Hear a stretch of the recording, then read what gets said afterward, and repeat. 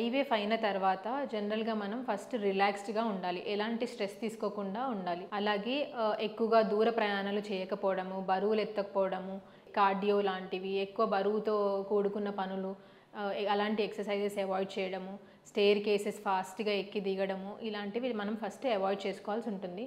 ఎలాంటి ఎక్సర్సైజెస్ చేయొచ్చు అని అంటే యోగా లాంటి practices, general yoga, mild walking లేదా breathing sort of exercises, meditation ఇట్లాంటివి మనము చేసుకోవచ్చు. అలాగే డైట్ ఎలాంటివి తీసుకోవాలి అని అంటే ట్రాన్స్ఫర్ అయిన తర్వాత మనం యూజువల్గా స్పైసీ మసాలా ఫుడ్స్ అట్లాంటివి అవాయిడ్ చేయండి. అండ్ బయట జంక్ ఫుడ్స్ అవాయిడ్ చేస్తే బెటర్. ఫ్రూట్స్, వెజిటేబుల్స్ ఎక్కువగా డీహైడ్రేట్ అవ్వకుండా కొంచెం జ్యూసెస్, లిక్విడ్స్ అట్లాంటివి ఎక్కువగా తీసుకుంటూ అండ్ మీకు డాక్టర్స్ ప్రిస్క్రైబ్ చేసిన ట్యాబ్లెట్స్, మెడికేషన్స్ అన్నీ ప్రాపర్గా టైంకి వేసుకుంటూ కొంచెం రిలాక్స్డ్గా ఉండి అలాంటి ఎక్సర్సైజెస్ అన్నీ అవాయిడ్ చేస్తే బెటర్ అండి.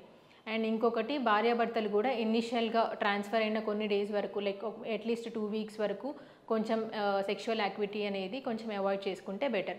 అండ్ ఎట్లాగో మనం 2 వీక్స్ తర్వాత బీటా హెచ్సిజీ రిజల్ట్కి ఇస్తాం కాబట్టి సో మీకు 2 వీక్స్లో ప్రెగ్నెన్సీ అనేది పాజిటివ్ వస్తుందా లేదా అనేది 2 వీక్స్లో తెలిసిపోతుంది. Thank you.